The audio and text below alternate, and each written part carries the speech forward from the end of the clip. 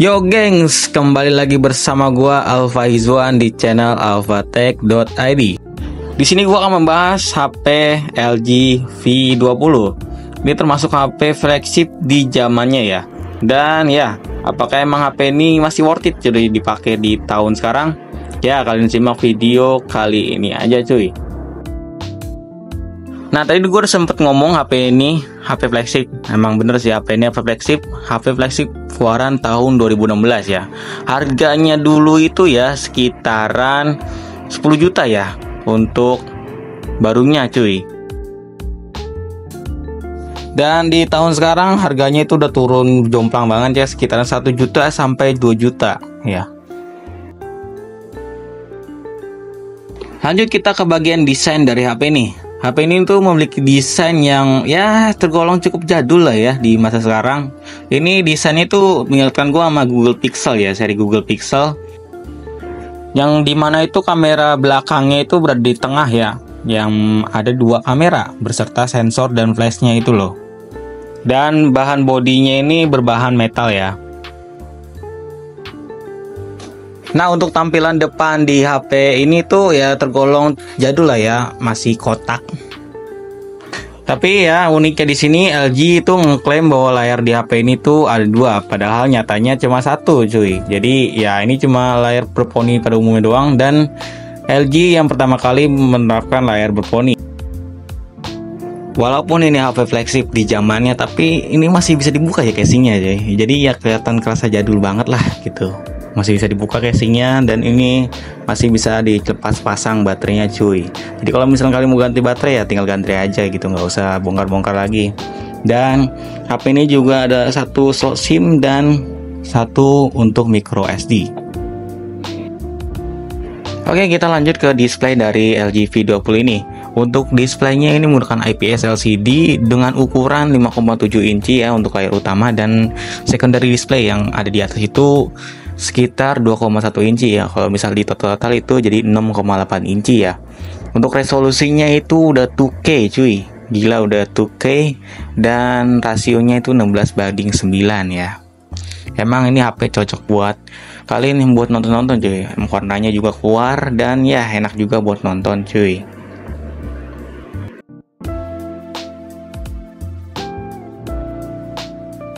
Nah, untuk spesifikasi dari HP ini sudah memiliki chipset Snapdragon 820 14 nanometer ya, dengan dibarengi Adreno 503 dengan OS Android 7 dan bisa upgrade ke Android 9 ya teman-teman.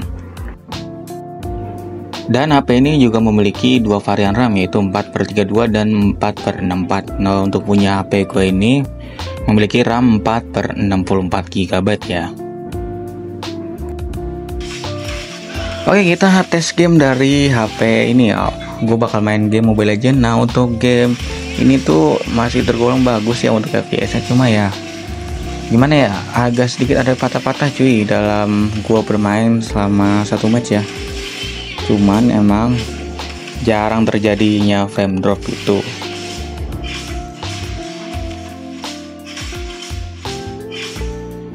Dan HP ini sudah dapat grafik ultra dan high frame rate, itu yang high ya, bukan low.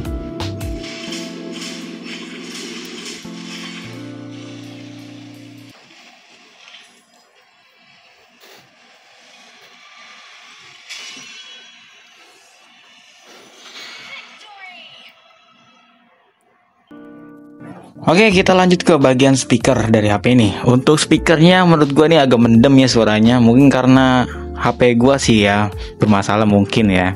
Tapi kalau menurut gue ini suaranya kurang ya untuk speakernya.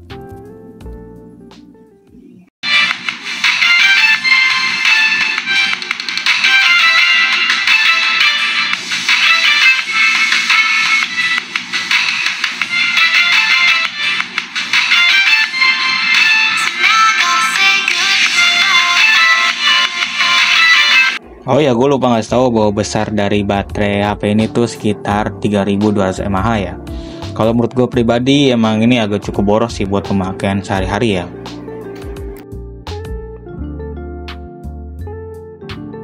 Dan juga untuk pengecasannya ini sudah memakai Type C ya, sudah cukup baru dan Pengecasnya itu bisa sampai 18 watt ya.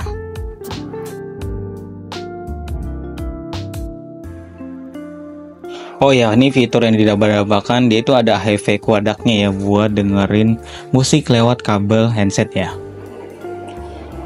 Cuma kalau menurut gue pribadi ya mungkin karena gue nggak ada handset yang bagus, jadi gue nggak tahu gitu suaranya itu gimana gitu. Kalau menurut gue sih pribadi suaranya kayak kecil gitu cuy keluarannya. Untuk keamanan dari HP ini cuma ada fingerprint scanner doang ya, nggak ada face unlock. Yang ada di belakang ya fingerprintnya. Menurut gue udah lumayan oke lah untuk fingerprintnya.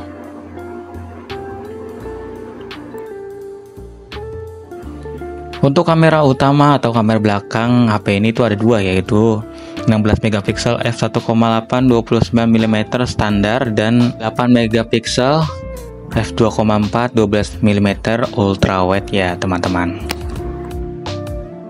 Dan untuk kamera selfie atau kamera depan ini beresolusi 5 megapiksel f1.9 ya teman-teman. Untuk videonya dia bisa ngerekam sampai 1080 30 fps. Oke, ini dia hasil kamera dari LG V20 ya. Kalau menurut gue masih oke, cuma minus dari HP punya gue ya, itu kamera belakangnya, kamera utamanya itu yang utama dia itu agak ngeblurry gitu, tapi untuk ultrawide-nya masih oke banget ya. Bokehnya dapet, dan untuk kamera depannya masih cukup oke banget malahan menurut gua. Buat foto-foto santuy ini masih oke banget ya. Tapi untuk processing gambar dari HP ini menurut gua kurang ya, soalnya kayak foto-fotonya itu diperhalus banget gitu, sampai bener-bener halus, nggak ada detailnya gitu, sampai nggak ada detailnya, padahal emang kameranya bisa gitu. Cuma karena diperhalus jadi kayak nggak kelihatan detail banget gitu.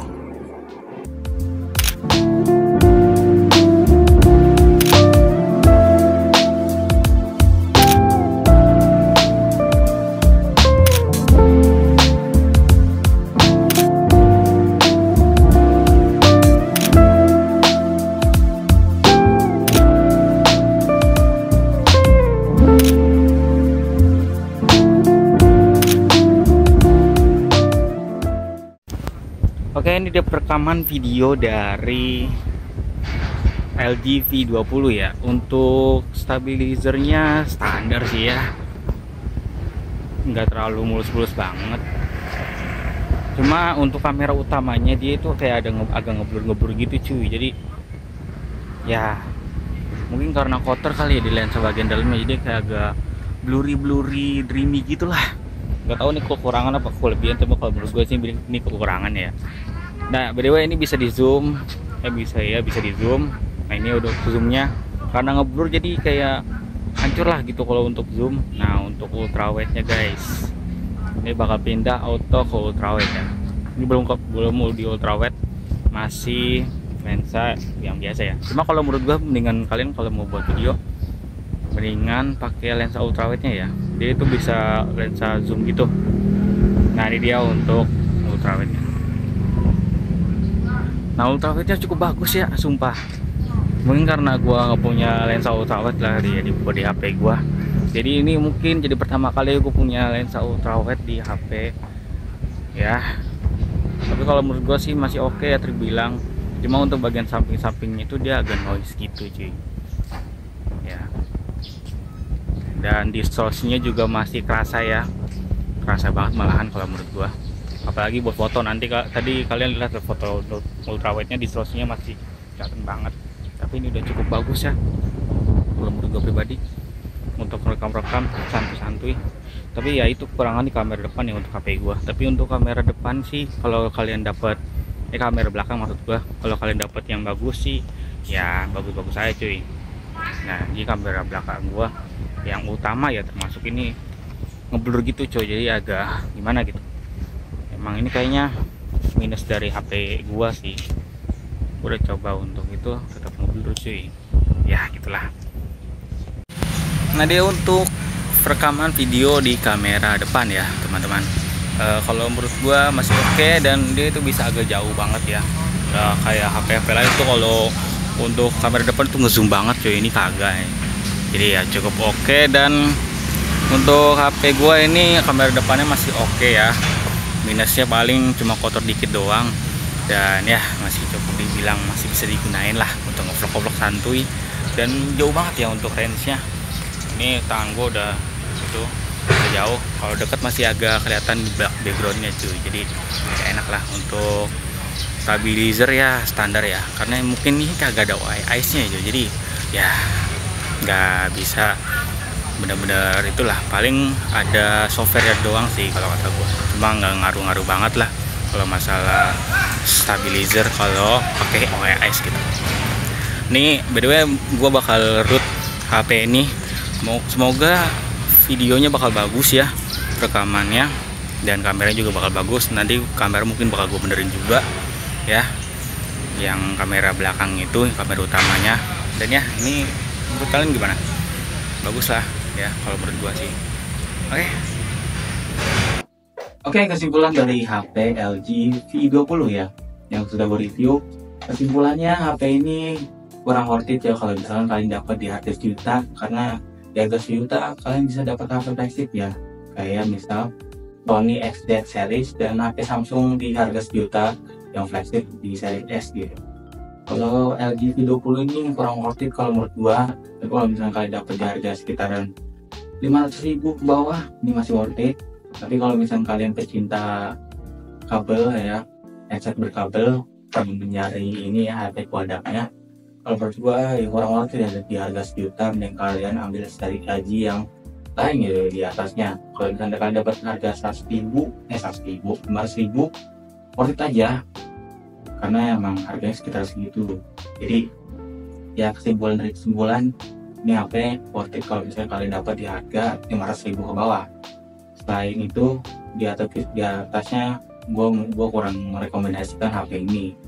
Dan dia juga walaupun sudah ada ultrawide-nya, cuma HP Sony juga ada ultrawide-nya, jadi ya nggak compare lah untuk HP ini.